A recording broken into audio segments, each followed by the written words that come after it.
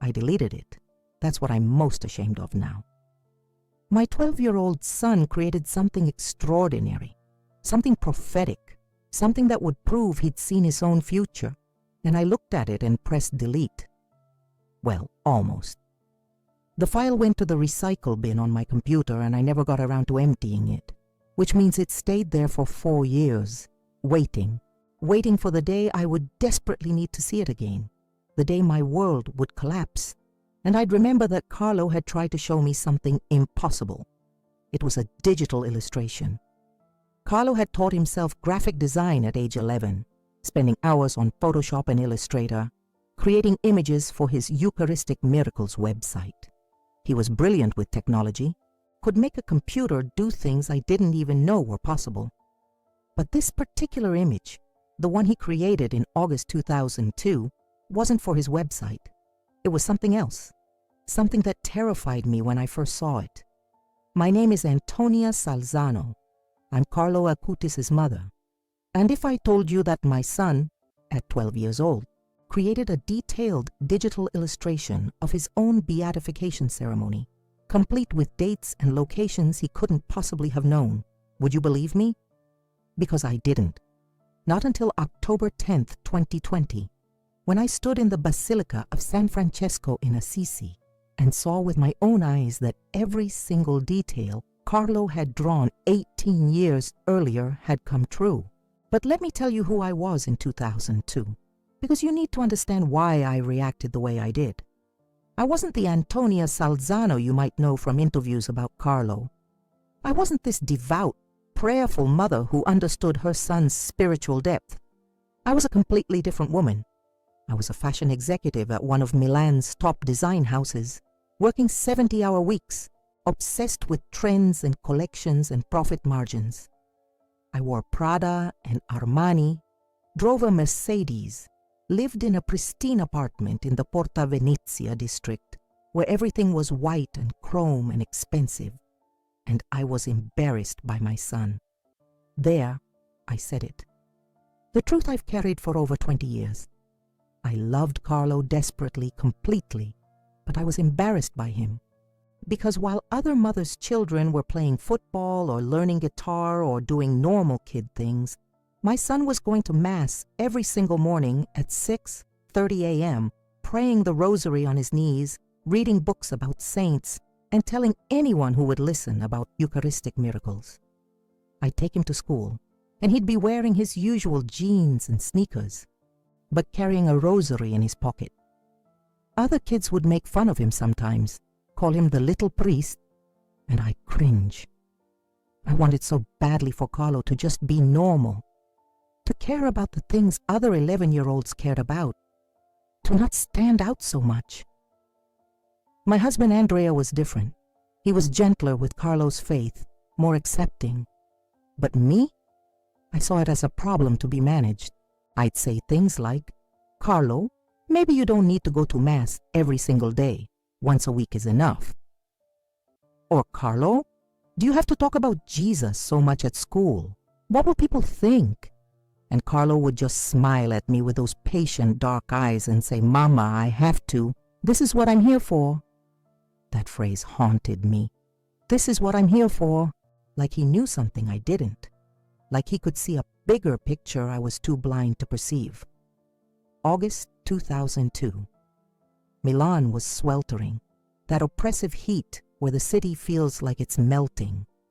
Most people had left for vacation, the beaches, the mountains, anywhere cooler. But I was still working, and Carlo was home with Andrea because school was out. I'd come home late one evening around 10 p.m., exhausted from a client meeting that had gone poorly. I just wanted a glass of wine and silence, but Carlo was waiting for me in the living room, laptop open on the coffee table, practically vibrating with excitement. "Mama, Mama, you have to see what I made." I sighed, setting down my briefcase. "Carlo, I'm tired. Can it wait until tomorrow?" "No, please, just look, it's important." I worked on it all day. There was something in his voice, an urgency I couldn't ignore. So I sat down next to him on the sofa, and he turned the laptop toward me. On the screen was an elaborate digital illustration. It looked like a poster or an announcement, beautifully designed with Carlo's characteristic attention to detail. At the top, in elegant script, it read, Beato Carlo Acutis, Blessed Carlo Acutis. Below that was an image of a church, specifically rendered. I could see it was the Basilica of San Francesco in Assisi, though I didn't recognize it at the time. There were crowds of young people, thousands of them, filling a plaza. And there were dates, October 10th, 2020, and at the bottom, a quote, To always be close to Jesus, that's my life program. I stared at it, my exhaustion turning to confusion, then irritation. Carlo, what is this? He was smiling, that mysterious smile he got sometimes. It's my beatification, Mama. This is what's going to happen. My blood ran cold, not from belief, but from fear. Fear that my son was delusional, fear that something was wrong with him mentally. Carlo, you can't say things like that. This isn't funny. I'm not joking, Mama. Padre Pio showed it to me. Showed you what? My future. He visits me sometimes at night when I'm praying, and he showed me that I'm going to die young, and then later the church will recognize that I was trying to be a saint, and they'll beatify me. It's going to be in Assisi on October 10th, 2020. And there will be so many young people there from all over the world. I felt like I couldn't breathe. This was worse than I thought. My 12-year-old was having visions, talking about dying young, predicting his own beatification. Carlo, listen to me. You are not going to die young. You're going to live a long, normal life. And you're not going to be beatified, because that's for people like Padre Pio, people from a different time. You're a modern kid. This isn't healthy. His smile faded. You don't believe me. Carlo, it's not about belief. It's about reality. You need to stop thinking about death and saints and...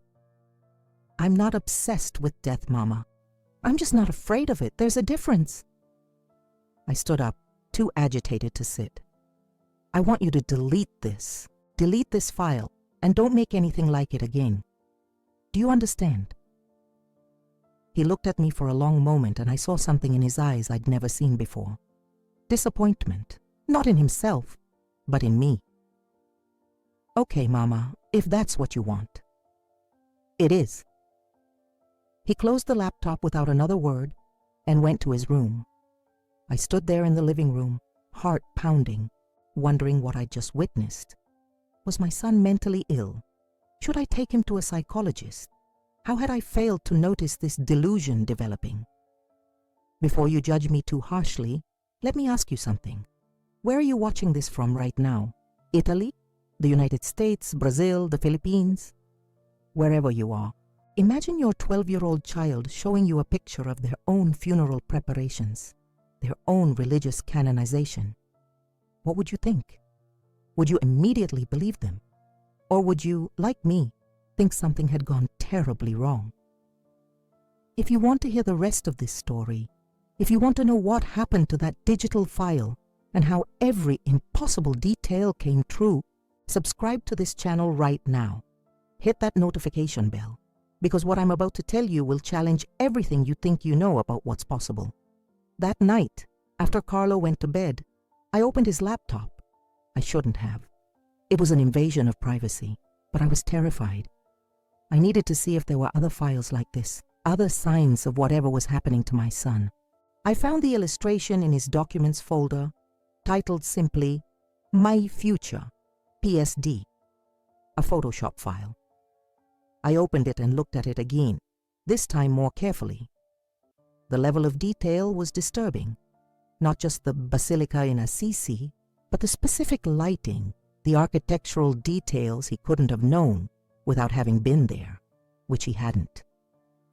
The crowds were multicultural, Asian faces, African faces, European faces, all young, all holding phones and cameras like they were photographing something momentous. And those dates, October 10th, 2020, 18 years in the future. I moved the file to my computer, transferred it to my personal laptop. I told myself it was for safekeeping, in case I needed to show it to a doctor. Then I right-clicked on Carlo's version and selected delete. The file vanished into his recycle bin. I told myself I'd done the right thing, that I was protecting him from this unhealthy fixation. But I never emptied my own recycle bin, so the file stayed there on my computer in digital limbo, waiting. The next morning, I expected Carlo to be upset, to ask about the file, but he acted like nothing had happened. He got up at 6:15 a.m. as usual, dressed quickly, and asked Andrea to take him to Mass before breakfast. This was his routine, every single day. Mass at 7 a.m. at the Church of Santa Maria Segreta, a 15-minute walk from our apartment. Then home for breakfast, then whatever activities filled his day. I confronted Andrea about it later that morning after Carlo left for a friend's house. Did you know about this vision he's having about being beatified? Andrea was making espresso, his back to me. He mentioned something about it. And you're not concerned? He turned, handing me a cup. Antonia, Carlo has always been different. You know that. He's not like other kids. That's my point. Maybe we should take him to someone, a psychologist. A psychologist? Andrea's eyebrows rose. Because he's religious? Because he's talking about dying young and being declared a saint. That's not normal, Andrea. My husband sat down across from me at the breakfast table, that infuriatingly calm expression on his face. What if it's true? What if what's true? What if he really is seeing something? What if God is showing him his future? I wanted to throw my espresso at him. You can't seriously believe that. Why not? We believe in miracles, don't we? We're Catholic. We believe saints existed, that they had visions, that God spoke to them. Why is it impossible that God might speak to our son? Because it's 2002, Andrea, not 1300. This is Milan, not medieval Assisi. Our son is a normal 12-year-old who happens to be very tech-savvy and very religious, but he's not having mystical visions. Andrea just sipped his espresso. If you say so. That conversation ended there, but the rift it created in our marriage began to widen. Andrea thought I was too worldly, too materialistic, too focused on appearances. I thought he was enabling Carlo's delusions. We started arguing more, about everything, but especially about how to handle Carlo's intense religiosity. Over the following weeks, I watched Carlo more carefully. I was looking for signs of mental illness, of instability, but I couldn't find any. He was brilliant at school, getting perfect marks in every subject. He was socially well-adjusted, had friends who liked him despite his religious intensity. He was helpful at home, patient with his younger sister, kind to animals.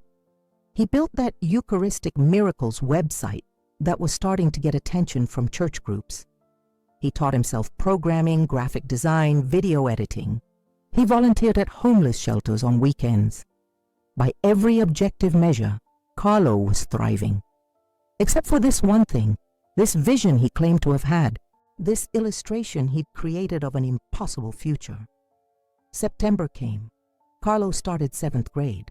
I went back to my intense work schedule, sometimes traveling for fashion weeks in Paris and London. Life returned to its normal rhythm. I convinced myself that the incident with the illustration had been a one-time thing, a weird phase he was going through.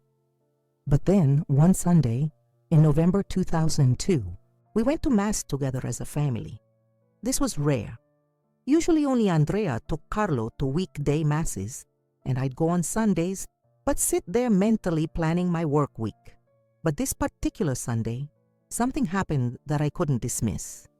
We were at San Fedele Church in the center of Milan, a Baroque church I liked because it was beautiful and fashionable, the kind of place where you'd see other well-dressed families. During the homily, the priest mentioned Padre Pio, who had been canonized just 3 weeks earlier on June 16, 2002. He talked about Padre Pio's stigmata, his spiritual gifts, his ability to bilocate and read hearts.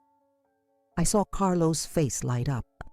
After Mass, he practically ran up to the priest, Father Giuseppe, an elderly Jesuit with kind eyes. Father, I need to tell you something." I tried to pull him back.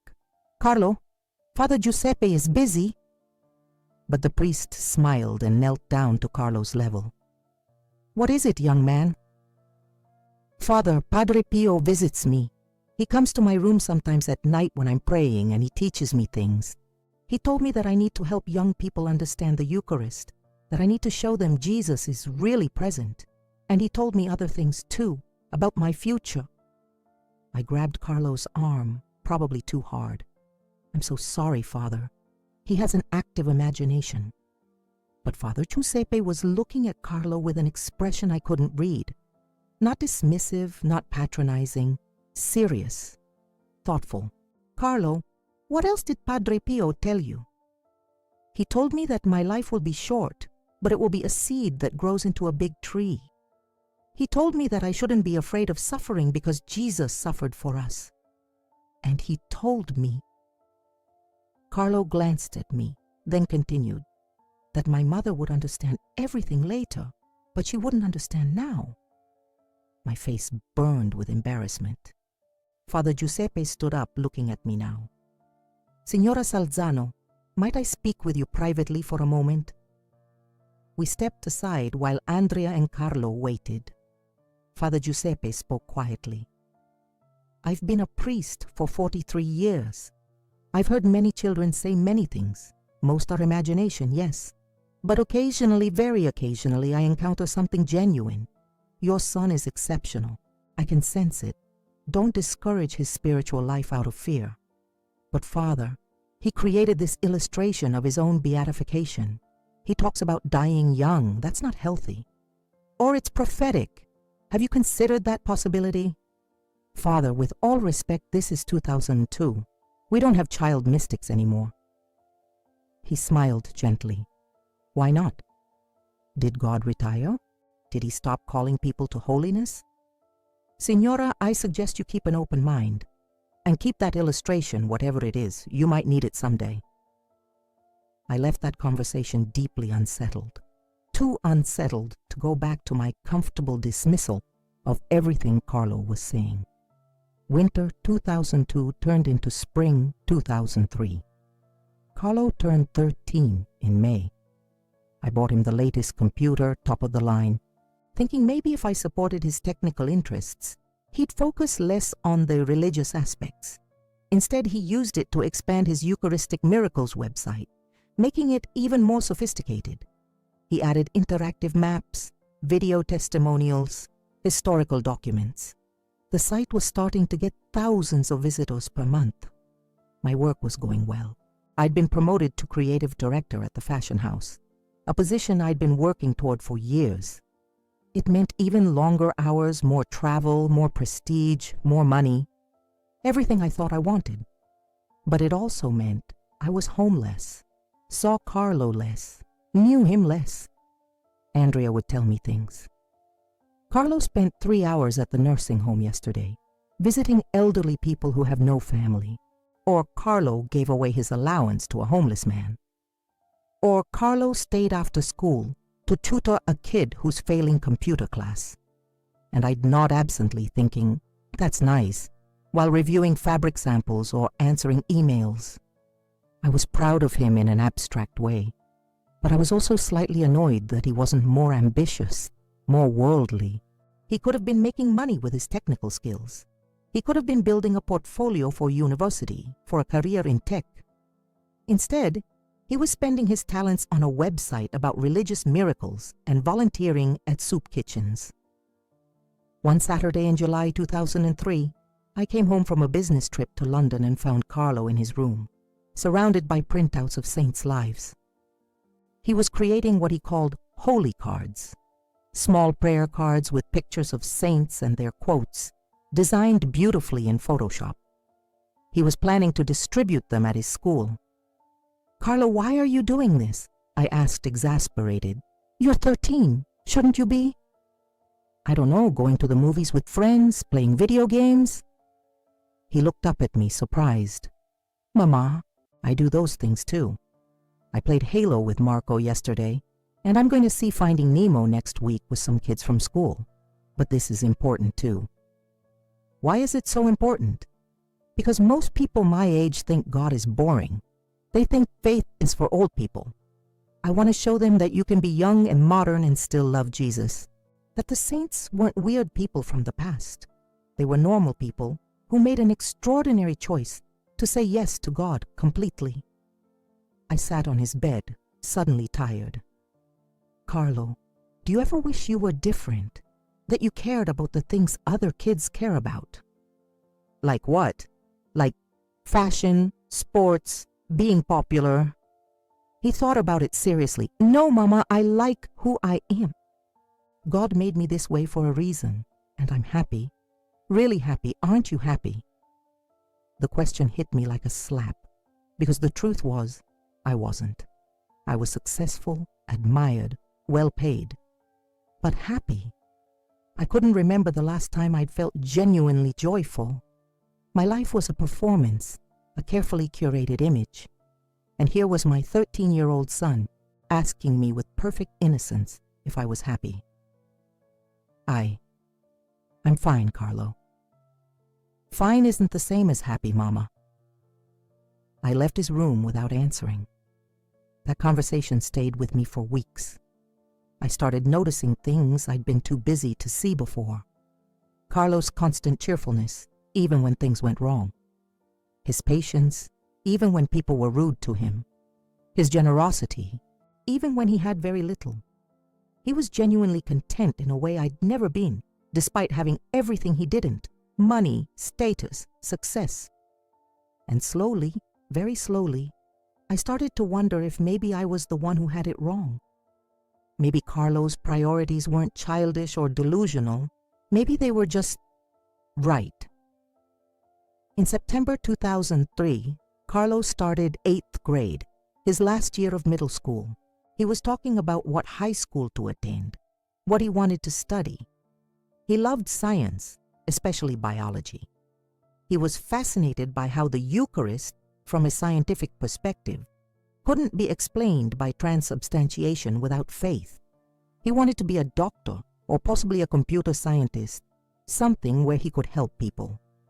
You could do anything, Carlo, I told him one evening. With your intelligence, your skills, you could work for Google, Apple, any major tech company.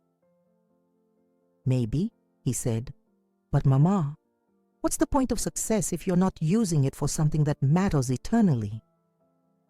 What do you mean? I mean, when we die, we can't take money or fame or success with us. We can only take love. The love we showed, the people we helped, the way we reflected Jesus to others. That's what lasts. 13 years old. He was 13 years old and talking about eternity like he could see it. October 2003. Carlo's website reached a milestone. 50,000 visitors in a single month. A Catholic magazine wanted to interview him. A parish in Rome invited him to give a presentation. He was becoming known in certain circles as that kid who's cataloging Eucharistic miracles. I went to one of his presentations at a parish in the Lambrate district of Milan. I slipped in the back, not wanting to draw attention. The church hall was packed with about 200 people, mostly adults. Carlo stood at the front with his laptop connected to a projector, completely comfortable despite being the youngest person in the room by decades. He explained each Eucharistic miracle methodically. L'Anciano, where the host turned into actual heart tissue in the 8th century. Buenos Aires, where a discarded host began bleeding in 1996. Santarém in Portugal, Siena in Italy, dozens of others. He showed the scientific analysis, the historical documentation, the theological significance. But what struck me most wasn't the content. It was the way people responded to him. They weren't just listening to a smart kid giving a presentation. They were encountering something that moved them. Multiple people were crying. Others had their hands raised in prayer. One elderly woman approached him afterward and said, "Young man, you've given me back my faith. I've been going to Mass for 70 years out of habit, but you've reminded me why it matters." I watched my son hug this stranger and tell her, "Jesus never stopped loving you, Signora. He's been waiting in every Mass you attended, even when you didn't feel him there." And I realized something that terrified me. Carlo wasn't just unusual, he was holy, actually holy, the kind of holiness you read about in books, the kind that changes people just by proximity. I started going to more of his presentations after that, started reading the materials he produced, started actually paying attention during Mass instead of mentally planning my work schedule. And slowly, almost imperceptibly, something in me began to shift. Carlo noticed. He didn't say anything directly, but I'd catch him smiling at me during Mass, or he'd ask if I wanted to pray the rosary with him. Simple invitations, never pushy, always loving. By Christmas 2003, I'd started going to weekday Mass occasionally. Not every day like Carlo, but once or twice a week. I told myself it was to support him, to understand him better. But really, it was because I was starting to hunger for something I couldn't name, something beyond the endless cycle of work and achievement that had consumed my life for so long. Andrea noticed the change too. We fought less. I was home more. I'd started turning down some projects at work, prioritizing family dinners, actually being present instead of physically there, but mentally elsewhere. And one night in January 2004, I remembered the illustration, that file Carlo had made, the one I'd deleted from his computer but kept in my recycle bin. I hadn't thought about it in over a year, but suddenly I wanted to see it again, needed to see it again. I opened my laptop, navigated to the recycle bin, and there it was, My Future PSD. I double-clicked it, and Photoshop opened, loading the image, and as I looked at it again, with different eyes than the first time, I felt a chill run through me. Because this time, instead of seeing a child's delusion, I saw something else. I saw a prophecy. February 2004. I did something I never thought I'd do. I printed out Carlo's illustration, the one of his supposed beatification, and I put it in a folder in my desk drawer. Not hidden, not thrown away, but kept. Just kept. I didn't know why. Maybe insurance, maybe curiosity, maybe deep down I was starting to believe. Carlo's 14th birthday came in May 2004. We had a party at home, a small gathering of his closest friends. What struck me was the diversity of the group. Kids from his school who were into computers and gaming, kids from church who shared his faith, a few kids he'd met volunteering at the homeless shelter. They all genuinely liked him, respected him. There was no performative coolness with Carlo. He was just himself, and people responded to that authenticity. One of his friends, a boy named Luca, who was known for being tough and sarcastic, pulled me aside during the party. "Signora Salzano, I just want you to know, Carlo is the best person I've ever met, like, genuinely. He's the only reason I started going back to church. My parents had given up on me, thought I was going to end up in a gang, but Carlo, he just treated me like I mattered, helped me with homework, invited me to stuff, never judged me. I don't know where I'd be without him." I thanked Luca, but inside, I was reeling. My son was 14 and already changing lives, already being the kind of person I'd spent 45 years trying to become through achievements and success. But Carlo just was naturally. That summer, I made a decision that shocked everyone at work. I requested a reduction in hours, from 70 hours a week to 40. It meant a pay cut, meant giving up some prestigious projects. My colleagues thought I'd lost my mind. "Antonia, you're at the peak of your career. Why would you scale back now?" "Because my son is more important than any collection I design," I said. And I meant it. I started spending more time with Carlo. We'd take walks together in the Sempione Park. He'd show me the squirrels and birds he'd befriended, animals that would literally come to him because he moved so gently, so peacefully. He'd talk about the saints he was studying, not just the famous ones, but obscure ones, like Blessed Pier Giorgio Frassati, a young Italian man from the 1920s who loved mountains and helping the poor. Carlo saw himself in these young saints, these normal people who'd chosen extraordinary holiness. One evening in August, we were sitting by the fountain in the park, eating gelato, and Carlo said, "Mama, I need to tell you something." My heart seized. "What is it?" "Remember that illustration I made 2 years ago? The one of my beatification?" "Yes. I know you deleted it from my computer, but I also know you kept it on yours." I felt my face flush. "Carlo, It's okay, Mama. I'm glad you kept it, because when the time comes, you're going to need proof. You're going to need something tangible to hold on to." "Proof of what?" "That I wasn't crazy, that I really did see my future, that God really does speak to people, even in 2004, even in Milan, even to kids like me." "Carlo, you're scaring me." He smiled, that peaceful smile that was becoming so familiar. "Don't be scared, Mama. Everything happens exactly as it should. Padre Pio promised me that. He said there will be suffering for me and for you, but it will all lead to something beautiful, something that will help millions of people." "I don't want you to suffer." "I know, but sometimes suffering is necessary. It's not punishment, it's transformation. Jesus suffered on the cross, not because God wanted him to hurt, but because that's what love costs sometimes. Real love, sacrificial love, the kind that changes everything." We sat in silence for a while, watching the sun set over the park, the sky turning orange and pink, and I prayed, for maybe the first time in my life with real intention. "God, if you're there, if you're real, protect my son. Don't take him from me, please." But even as I prayed it, I heard a small voice in my heart. "He was never yours, he was always mine. You're just borrowing him for a little while." September 2004. Carlo started high school at a classical lyceum in Milan, studying humanities, languages, and sciences. He excelled immediately, as I knew he would, but he also intensified everything else. His website was now available in 5 languages.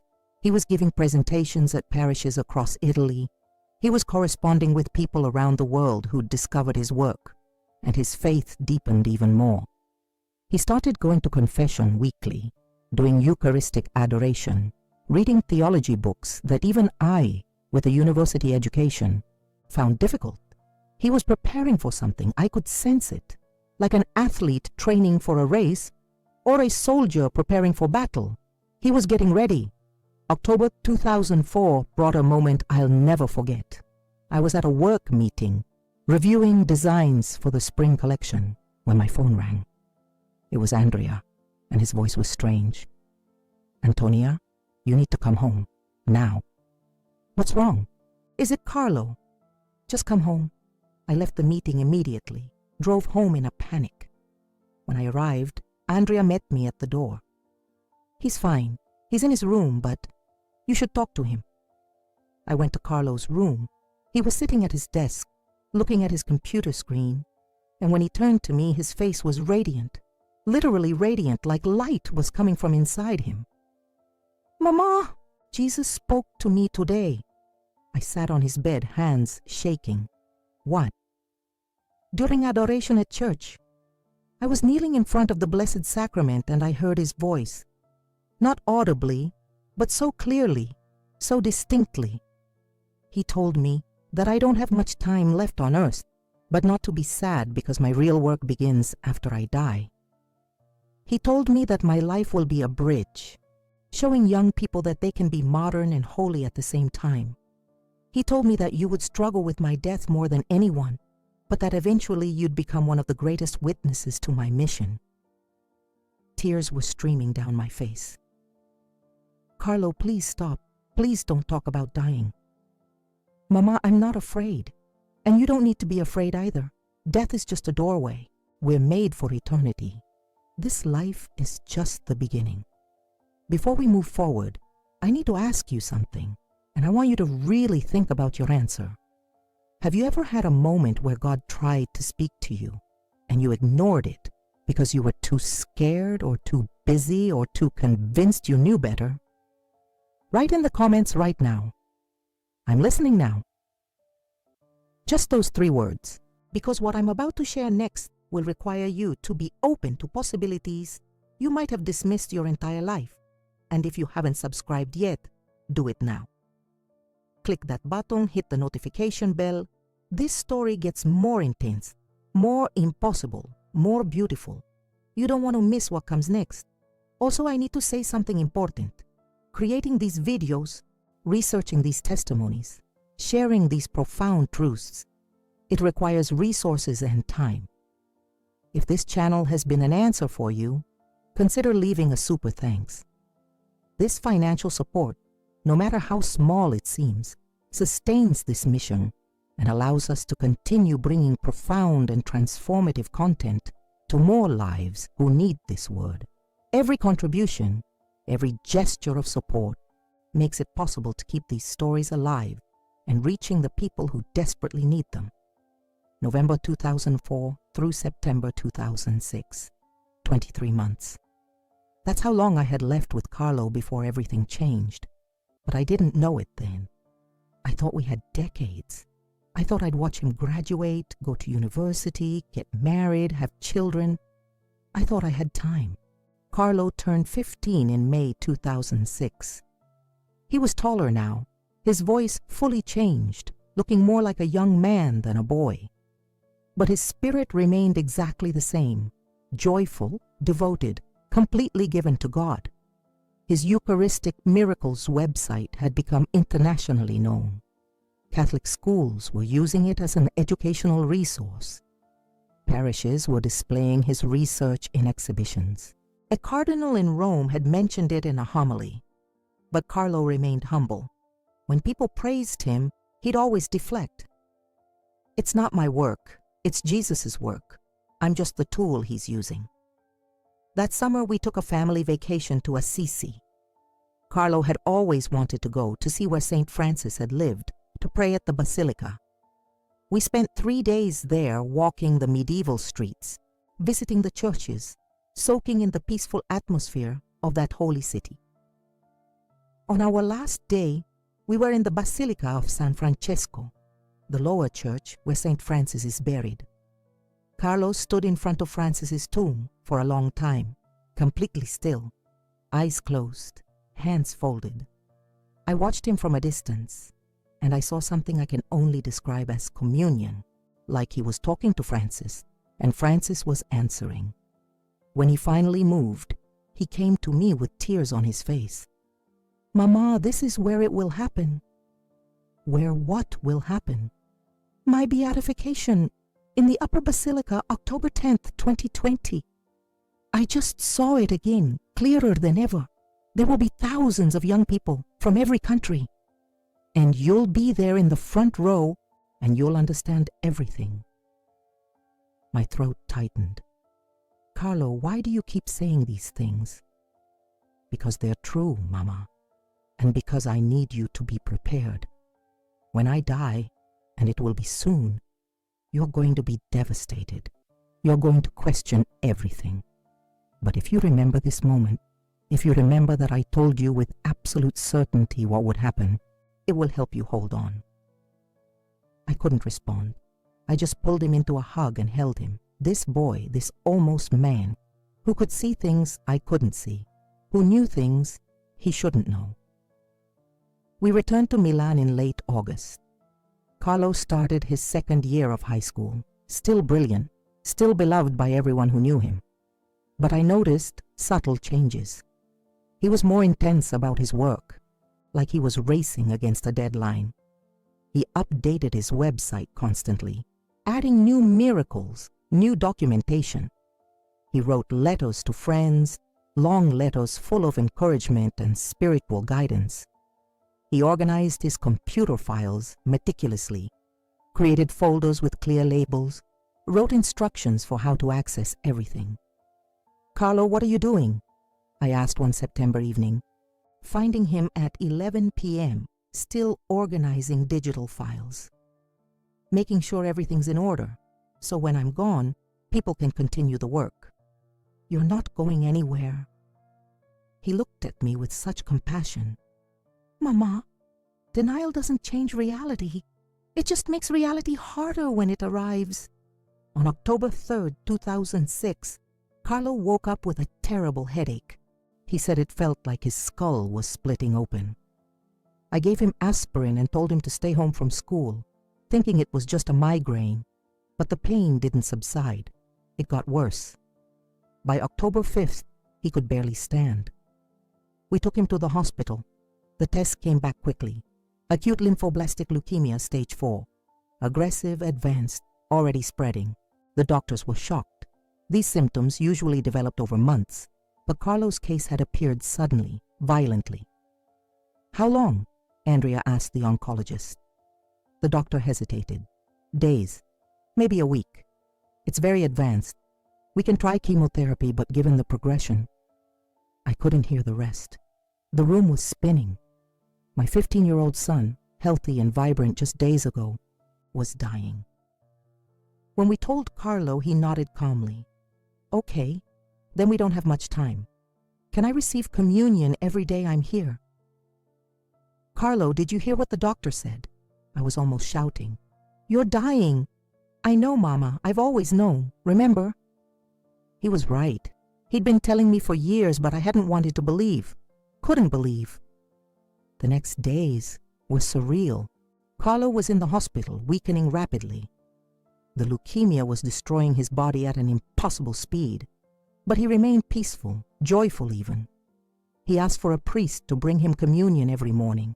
He prayed constantly. He talked to the nurses and doctors about Jesus, about the Eucharist, about not being afraid of death. One young nurse, maybe 25 years old, came to me crying after her shift. "Signora, your son just changed my life. I've been an atheist since I was 16. But Carlo, the way he talks about God, the peace he has even though he's dying, I can't dismiss it. He's making me want to believe again." Carlo was still evangelizing from his deathbed. On October 10th, I was sitting beside his bed, holding his hand. He was very weak now, barely able to speak, but he squeezed my fingers and whispered, "Mama, the file. Look at the file again. October 10th, 2020. Carlo, please, save your strength." The date. Remember the date? And then he closed his eyes and slipped into unconsciousness. He died 2 days later, October 12th, 2006, at 6:45 in the morning. Andrea and I were both there, one on each side of him. He took a breath, then another, then nothing. Just stillness. My son was gone. The grief was annihilating. I couldn't function, couldn't eat, couldn't sleep, couldn't think. I moved through the funeral like a ghost, seeing the hundreds of people who came, hearing their testimonies about how Carlo had changed their lives, but none of it reached me. My boy was dead, and nothing else mattered. Weeks passed. Andrea returned to work, trying to maintain normalcy. But I couldn't. I took a leave of absence from my job and sat in Carlo's room for hours, touching his things, reading his writings, trying to feel close to him again. 1 month after his death, I was going through his computer files, looking for photos to create a memorial album, and I found something I'd forgotten. A folder labeled "For Mama, open after I die." Inside was a video file. I clicked it, and Carlo's face appeared on screen. He'd recorded it the day before his symptoms started, sitting in his room, looking directly at the camera. "Ciao, Mama. If you're watching this, it means I've already left. I know you're sad right now, probably devastated, but I need you to remember something. I told you this was going to happen. I've been preparing you for years, and I need you to do something for me now. Go to your recycle bin. Find the file I made when I was 12, the illustration of my beatification. Look at it carefully. Look at the date, October 10th, 2020, 14 years after I die. Mama, it's going to happen exactly as I drew it. Every detail, the basilica in Assisi, the crowds of young people, everything. When it does happen, when you see it all come true, I need you to tell everyone. Tell them that God is real. Tell them that Jesus is truly present in the Eucharist. Tell them that death is not the end. Tell them that I'm still working, still helping, still praying for all of them. And Mama, one more thing. Stop feeling guilty. You were a wonderful mother. You gave me everything I needed. Yes, you struggled with my faith at first, but you came around. You started to understand.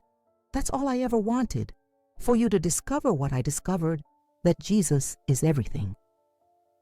I love you. I'll see you again. Not yet, but one day. And until then, I'll be watching over you from heaven, along with Padre Pio and all the saints. Don't cry for me, Mama. Celebrate, because I won. I made it home. The video ended. I sat there in his empty room, tears streaming down my face, and I did what he'd asked. I went to my laptop, opened the recycle bin, and found that file from 4 years earlier. My future PSD. I opened it in Photoshop and looked at every detail. The Basilica of San Francesco in Assisi. The date, October 10th, 2020. The crowds of young people. The banner proclaiming Beato Carlo Acutis. And I understood. My son had seen his future.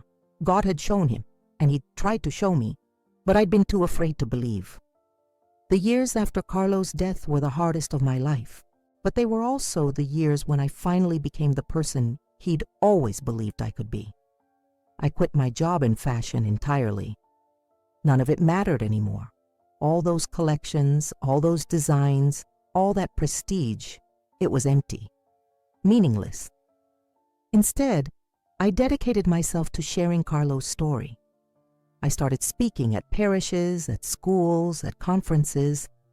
I showed his website, his writings, his videos. And I told people about the illustration, about the prophecy he'd made when he was just 12 years old. Most people were skeptical. Some thought I was a grieving mother creating narratives to cope.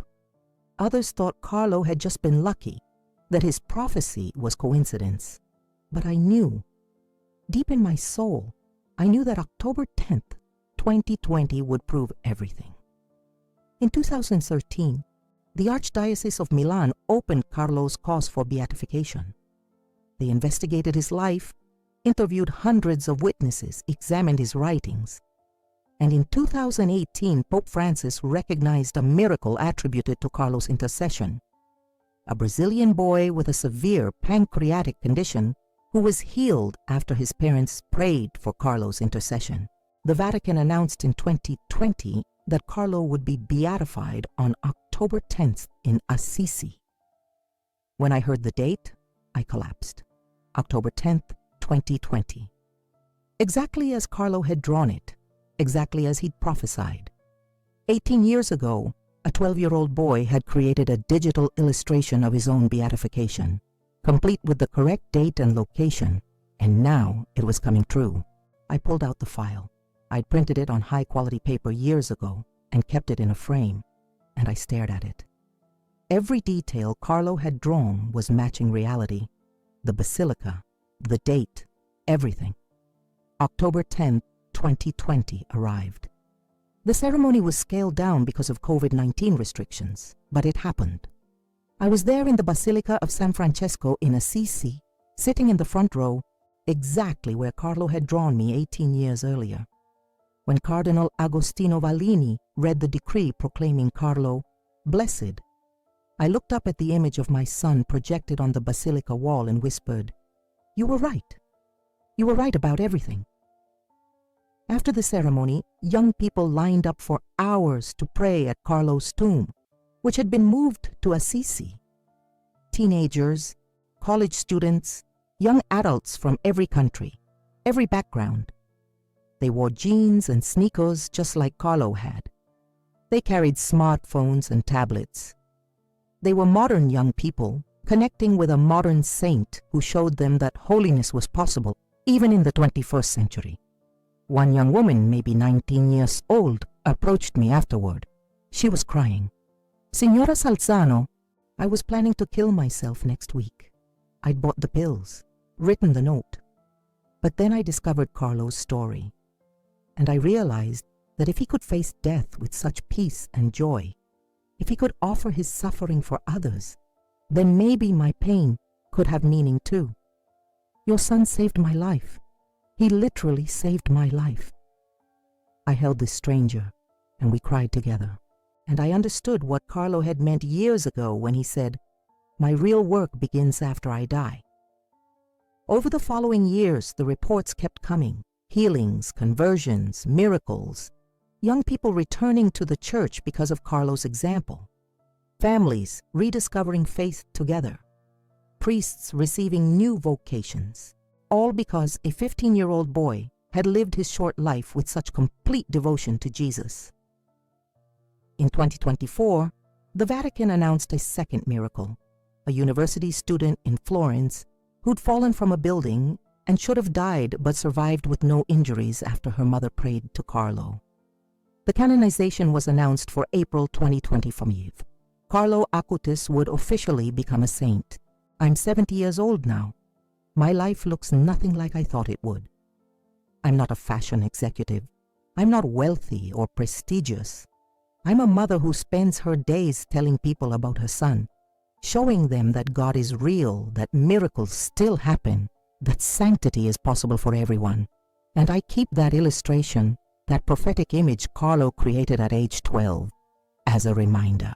A reminder that God speaks to us in ways we often don't recognize. A reminder that our children might see things we can't see.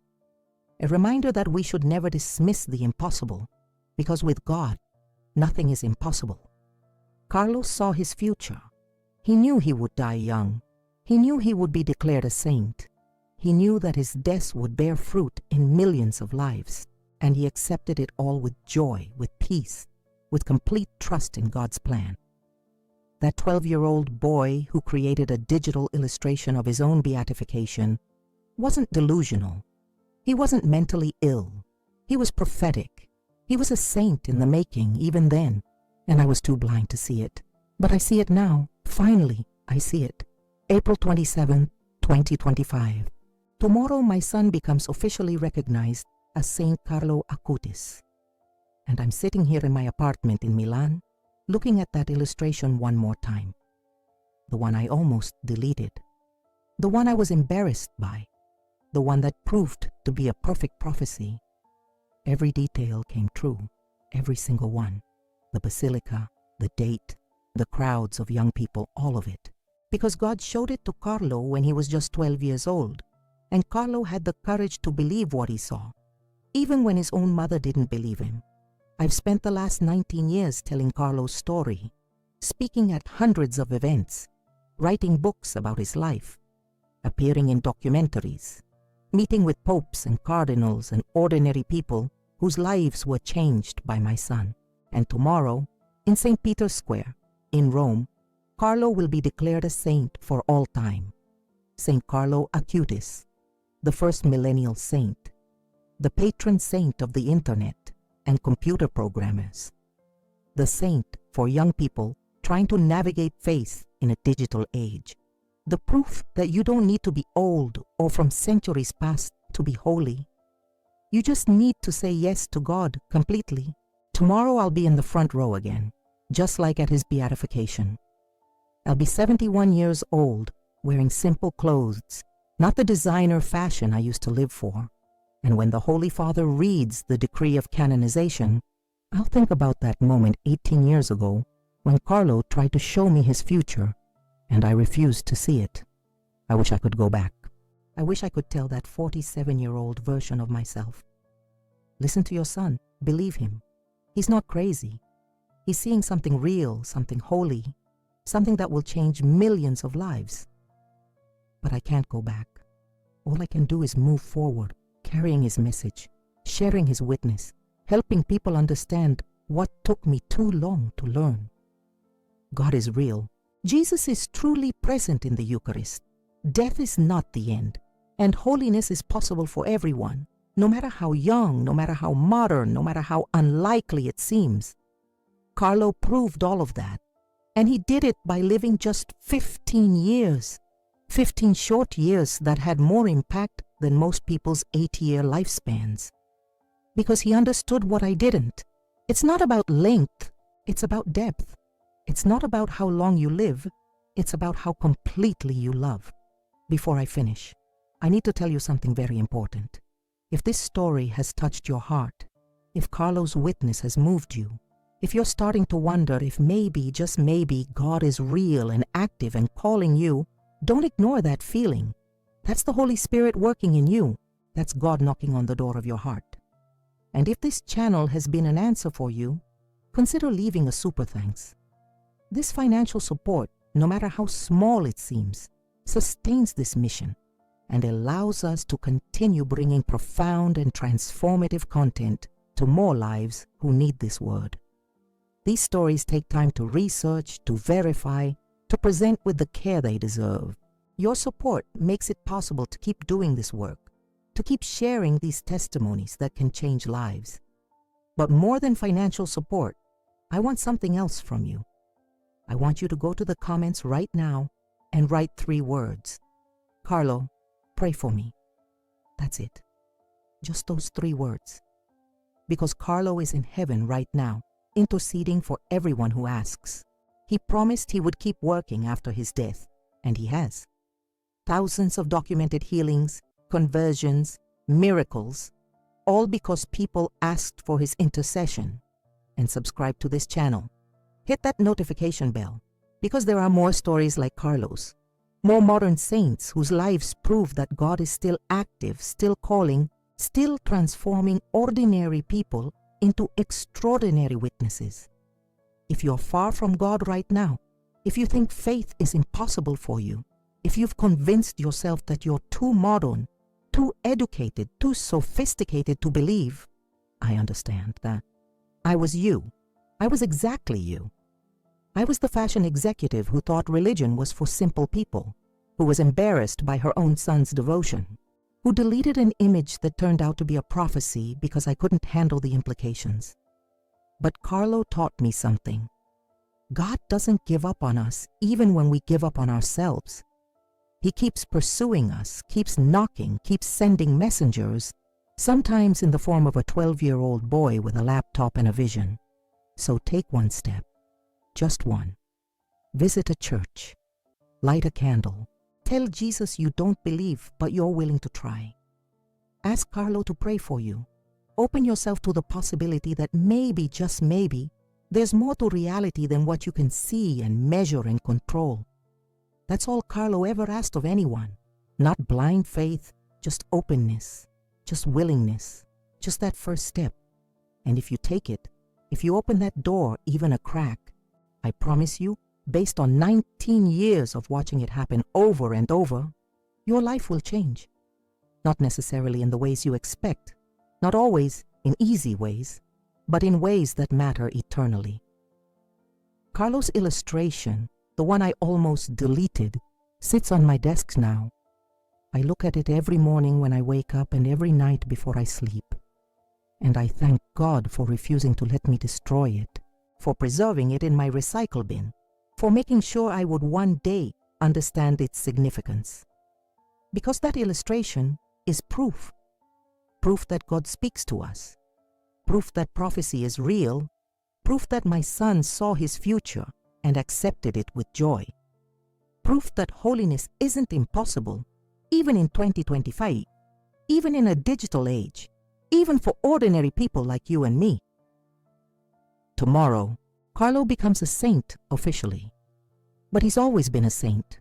From the moment he was born, from the moment he first encountered Jesus in the Eucharist, from the moment he said yes to God's plan for his life, even knowing it would be short and would end in suffering.